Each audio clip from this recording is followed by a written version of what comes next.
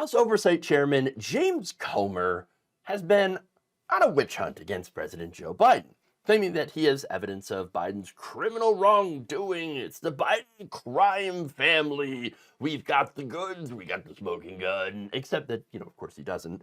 The latest bombshell turned dud was a check Biden sent to his brother James in repayment for a $200,000-ish loan. Now, Comer insisted this check was proof of shady business practices in the Biden crime family. But wait a minute. How's paying back a loan prove anything that other than he was paying back a loan? I mean, it doesn't. In fact, even according to the conservative Washington Examiner, bank records suggest that President Biden may have paid his brother $240,000 in 2 installments a year apart, each just weeks before James Biden wrote his brother a check for the same amount. The records support White House's claim that the checks James Biden wrote to Joe Biden in 2017 and 2018, respectively, appear to be intended to pay back loans. The pair of wire transfers in the possession of the House Oversight Committee appear to indicate that Biden, through an account controlled by his attorneys, was owed the money James Biden sent him. So, kind of completely above board, and at a time when Joe Biden wasn't even president and wasn't even running a political campaign. So these are just private loans between family members. Do family members sometimes loan each other money? Yes, they do. Now, of course, it usually isn't like in the, $40,000, $200,000 range, right? I mean, it's like, hey, you can just buy me $50, right? Or, hey, I need $100 to make a bill or something like that. But understand that these are very, very wealthy people. Joe Biden's very rich. So Biden family makes a lot of money. So, of course, that amount of money is going to be a lot more than the average person. Now, that said, Comer also has had some loans. Look, according to a report in the Daily Beast, Comer lent his own brother a similar amount of cash and was involved in some of his own, what I guess he would call shady dealings. Or you could call it that, for sure. So let me get to the details now. Comer co-owns a farming business with his brother. Their late father also happened to be a partner. With this business, Comer and his brother actually engaged in multiple land swaps over the years. In one exchange after their father's death in January 2019, Chad Comer did a Chad move, bought out his brother's half a piece of inherited Kentucky property, paying $100,000, according to deed records in Monroe County. 5 months later, James and his wife, Tamara T.J. Comer, bought the property out in full, this time paying Chad Comer $218,000. So for the whole thing. So wait, Chad buys half the property for $100K. All right. Then James and his wife buy out the whole property, all of it, for $218,000. So Chad gets pulls a Chad move, right, and gets $18,000 as a bonus, as a little treat, I guess. I don't know, but there it is. It's very interesting. But there's more. In another exchange, Comer gifted his brother his share of 2 inherited pieces of land with a share value of $175,000. Now get this, the cost of that transaction was $1. $1. Then Chad went on to do another Chad move and apply for a nice little tax break. He then gifted Comer a more valuable piece of land in return. Interesting. Now, as Comer likes to say, well, it's not just about the loans themselves. True. And in this case, that would seem to apply. You see, while he was swapping the land from his family's farming business with his brother, Comer also had held multiple important roles in the oversight of the agriculture industry. Oh, interesting.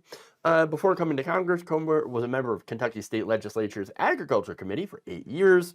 He also served as the Kentucky Agriculture Commissioner. Now, being in that position, he held positions that allowed him to make decisions that would directly impact his own businesses and therefore impact his own wealth. Seems like a bit of shady corruption going on here. Now, for example, in 2005 and to 2011, Comer had served on the state legislature's Tobacco Settlement Agreement Fund Oversight Committee. According to press interviews from the time, Comer was pretty hands-on in this role by placing an emphasis on weeding out federal buyout farming recipients who didn't demonstrate profitability. Okay, so look, that makes sense to a certain degree, right? You don't want to buy out things that are not going to be profitable for the state government. Sure. Now, it just so happens that one recipient of the federal tobacco buyout happened to be a little known company named Comer Land and Cattle. I mean, I guess it just happened to be profitable, and I'm pretty sure it's got to be the reason why it was bought out. Just so happens that Comer was very hands-on on this in picking that company out. Weird. There's more. When he was elected to Congress in 2016, Comer was member of the House Agriculture Committee, which 2 years later had negotiated the Farm Bill. That Farm Bill increased federal support for American farmers, which he just happened to be, an American farmer. Oh, golly gee, who would have known, right? Who could have seen that one coming? But, yeah, you might say, he was a farmer before he went to Congress. So, and he didn't get rid of it. It's a coincidence, right? That he was on the committee. Well, here's the thing. Comer got out of the agriculture business, switching over to real estate, leasing out land. And when that happened, a funny thing also happened. You see, he stopped being on the agricultural committees.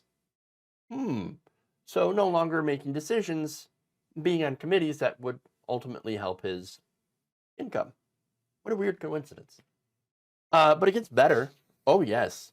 Now, the Daily Beast also found that Comer supposedly runs multiple businesses that don't actually exist on paper. Wait, what?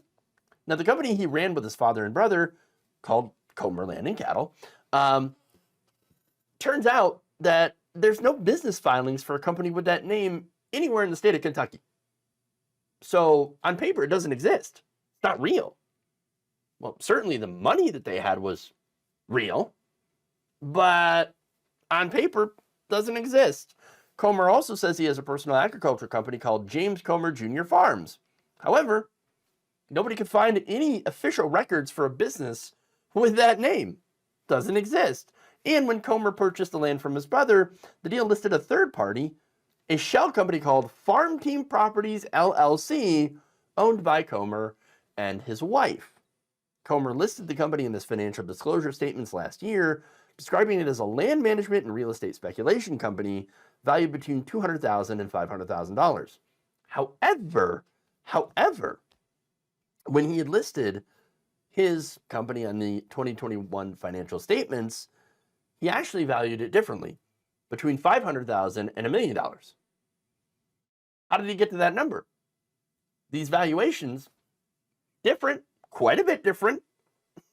So nobody knows. I don't know. James Comer, I'm betting he knows. Maybe we got to look into him, because this seems a little shady to me. I don't know, man. It kind of sounds like these, bribery accusations against Biden. I mean, maybe a little bit of projection. I'm not saying that Comer was bribed, but I am saying that there seems to be some, shady business going on. Now, as far as Biden, you certainly can't find any smoking guns there, but, if you're pointing at these, loans between brothers being shady, well, then you might want to look at yourself in a mirror, Comer, because you have some in your own words, shady dealings with members of your own family. So can we now call it the Comer crime family? Certainly sounds better than the Biden crime family, at least in an alliteration kind of sense. Look, the only smoke that I'm seeing here is not from smoking guns, but it's just smoke being blown up the asses of right-wingers who keep falling for this. There's nothing there. What this is a desperate attempt to distract from Trump's corruption, his personal corruption, where he took taxpayer money and shoveled it into his pockets. That's it. Any way to try to hit Biden politically, impeach him, things like that, without actually going to real sources of corruption, like money in politics, for example, well, they're going to take that because it's all political. It's just all political nonsense used to help Republicans get elected.